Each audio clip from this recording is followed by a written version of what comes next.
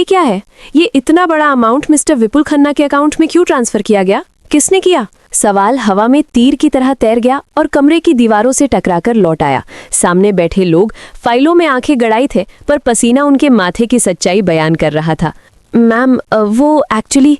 क्या एक्चुअली? चुप क्यों हो गए? कोई फ्रॉड किया है क्या आप लोगों ने? आवाज में कंपन नहीं था, पर उसमें आग जरूर थी। नहीं मैम, ऐसी कोई बात नहीं है। ये फंड उन्होंने ही ट्रांसफर करने के लिए कहा था। उन्होंने? क्यों? किस लिए? उन्होंने एक हॉस्पिटल खरीदा है, गंगा सेंटर, उसी के लिए।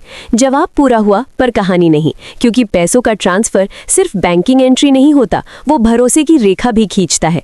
किस पर भरोसा किया गया और किस से छुपाया गया, यही सवाल अब रिश्तों के आंगन में उठने वाला है। और यही तूफान दस्तक दे चुका है सीरियल डॉक्टर आरंभ की दुनिया में। आरंभ, एक नाम जो अब तक घर की चौखट में सीमित कर दिया गया था, आज उस चौखट को पार करके अपने अस्तित्व की जमीन नापने निकली है। वो घर लौटती है, गृह प्रवेश की थाली सजी है, शंखनाद की ध्वनि है, रिश्तेदारों की फुसफुसाहट है, और उसकी आंखों में एक साथ कई भाव, सम्मान, आशंका, दृढ़ता। जैसे ही वो दहलीज पर कदम रखती है, मोबाइल स्क्रीन पर चमकता संदेश उसकी सांसें रोक देता है। आज उसका एग्जाम है। समय का पहिया किसी के लिए नहीं रुकता। परंपरा और भविष्य एक ही क्षण में आमने सामने खड़े हैं। राधिका, उसकी सहेली, उसका सहारा, वो मदद के लिए आनी थी, पर वो भी किसी जरूरी काम में उलझ जाती है। और तभी सास के कानों में ये बात पड़ जाती है कि आरंभ इस पूजा को एग्जाम कह रही थी। शब्दों का अर्थ बदलते देर नहीं लगती। श्रद्धा और अवमानना के बीच बस एक गलत समझ का फासला होता है। उस राधिका से दूर रहना आदेश गिरता है जैसे हथौड़ा। दूसरी ओर अवंतिका अपनी बेटी के साथ आती है। वो चाहती है कि कलश के साथ घर में कदम विश्वास के संग रखे। एक ही घर में दो स्त्रियां, एक वर्तमान, एक अतीत, और बीच में खड़ा है विश्वास, जो सबको खुश रखने का मुखौटा पहने है, पर उसके भीतर की गणना कुछ और कहती है। एग्जाम का समय और पूजा की घड़ी एक ही दिशा में बढ़ रहे हैं। आरंभ की आंखों में चिंता है, पर वो टूटती नहीं। विश्वास, जो अब तक सहायक दिखता था, चाल चलता है, जानबूझकर देरी करवाने की कोशिश, ताकि कलश के समय वो अवंतिका के साथ एंट्री करे और पहली पत्नी बेटी की नाराजगी न झेले। ये सिर्फ रस्म की बात नहीं, ये प्राथमिकता की राजनीति है। पर कहानी की असली शुरुआत यहीं से होती है, जब एक स्त्री को उसके सपनों और कर्तव्यों के बीच चुनने पर मजबूर किया जाता है, और वो तय करती है कि वो दोनों निभाएगी, किसी एक को छोड़े बिना। आरंभ को अब तक समझा गया चुप, निर्भर, सीमित। लड़कियों का क्या है, हिस्सा तो लड़कों का होता है। जैसे वाक्य उसके कानों में रोज गिरते रहे। उसे बताया गया कि उसका अस्तित्व रिश्तों के सहारे है, अपनी पहचान से नहीं।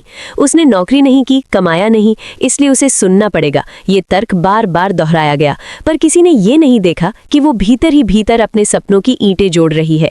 एग्जाम की तैयारी, रातों की नींद, किताबों के बीच झुकी आंखें, ये सब उसकी चुप्पी के पीछे की मेहनत थी। और वो एग्जाम देगी, चाहे उसे समय से लड़ना पड़े, चाहे उसे खुद को साबित करने के लिए दुगनी ताकत लगानी पड़े। डॉक्टर बनना उसके लिए सिर्फ पेशा नहीं, ये उसके आत्मसम्मान की पुनर्स्थापना है। ये उस सोच का प्रतिवाद है जो बेटियों को हिस्से से वंचित करती है। दूसरी तरफ विश्वास, जो अब तक राम बना फिर रहा था, उसके चेहरे पर दरारें दिखने लगी हैं। पैसों का ट्रांसफर, हॉस्पिटल फी खरीद, अवंतिका के साथ समीकरण और आरंभ से छुपाए गए फैसले, ये सब मिलकर एक ऐसा जाल बुन रहे हैं जिसमें सच कहीं दब गया है। जो व्यक्ति अपनी पत्नी के अधिकारों को टाल सकता है, वो अपनी छवि बचाने के लिए कितना आगे जा सकता है? यही प्रश्न अब कथा का केंद्र बनने वाला है। आरंभ समझ चुकी है कि भावनाओं से नहीं, रणनीति से जवाब देना होगा। वो कानून पढ़ती है, कागजात समझती है, हिस्सेदारी के अधिकारों की जानकारी जुटाती है। वो जानती है कि व्यापार की दुनिया में दस्तावेज ही हथियार होते हैं, और इस बार वो सिर्फ अपने लिए नहीं, उस हर लड़की के लिए खड़ी होगी जिसे कहा गया कि उसका कुछ नहीं। वो योजना बनाती है विश्वास के बिजनेस की परतों को खोलने की, फंड के स्रोत की जांच करने की, और ये साबित करने की कि निर्णय एक तरफा नहीं हो सकते। परिवार, जो अब तक उसे कमतर समझता था, जल्द ही उसकी तैयारी से चौंक जाएगा। सास, जो कहती थी कि लड़कियों को कुछ नहीं मिलता, अब देखेंगे कि बेटी जब ठान ले तो विरासत का अर्थ बदल देती है। अवंतिका, जो खुद अपने हिस्से की लड़ाई लड़ चुकी है, वो भी समझेंगी कि आरंभ दुश्मन नहीं, एक सशक्त स्त्री है। पर सबसे बड़ा झटका विश्वास को लगेगा, जब उसे एहसास होगा कि जिस स्त्री को वो मोहरे की तरह चला रहा था, वही असल खिलाड़ी बन चुकी है। आने वाले मोड़ों में ये कहानी सिर्फ घरेलू तकरार नहीं रहेगी, ये सत्ता, सम्मान और स्वाभिमान की जंग बनेगी। आरंभ का रूप अब कोमलता से आगे बढ़कर दृढ़ता में बदल रहा है।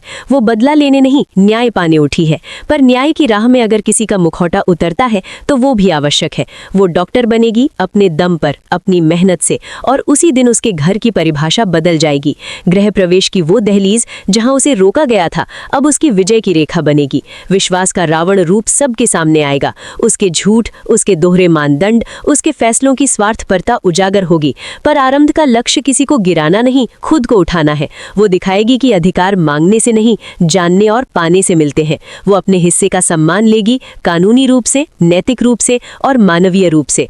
जब वो अस्पताल की सफेद कोट पहनेगी तो वो सिर्फ मरीजों का इलाज नहीं करेगी, वो उस सोच का भी उपचार करेगी जो बेटियों को पराया धन मानती है। परिवार के भीतर संवाद की नई शुरुआत होगी, जहां बराबरी पर बात होगी, जहां निर्णय साझे होंगे। और अगर फिर भी कोई उसे कमतर आंकने की कोशिश करेगा तो उसे याद दिलाया जाएगा कि आरंभ अब वो पुरानी बहू नहीं, वो अपनी कहानी की नायिका है। ये बदलाव धीरे धीरे नहीं, गरजते हुए आएगा। और जब आखिरकार सच्चाई सामने होगी, फंड का रहस्य, हॉस्पिटल की खरीद की मंशा, रिश्तों के पीछे छिपे स्वार्थ, तब सबको समझ आएगा कि असली ताकत किस में थी। आरंभ की आवाज अब गूंजेगी, साफ, स्पष्ट और अडिग। और ये गूंज सिर्फ एक घर तक सीमित नहीं रहेगी, ये उन तमाम घरों तक पहुंचेगी जहां बेटियों को अभी भी हिस्से से दूर रखा जाता है। कहानी का अगला अध्याय धमाकेदार होगा, जहां सवालों का जवाब मिलेगा और जवाबों से बदलाव जन्म लेगा। आरंभ अब किसी की कठपुतली नहीं, वो अपनी किस्मत की संचालक है, अपने संघर्ष की शिल्पकार है और अपने भविष्य की निर्माता है। जो उसे कमजोर समझते थे वे अब उसकी ताकत का अर्थ सीखेंगे, क्योंकि जब एक स्त्री अपनी चुप्पी तोड़ती है तो वो सिर्फ बोलती नहीं, वो इतिहास लिखती है।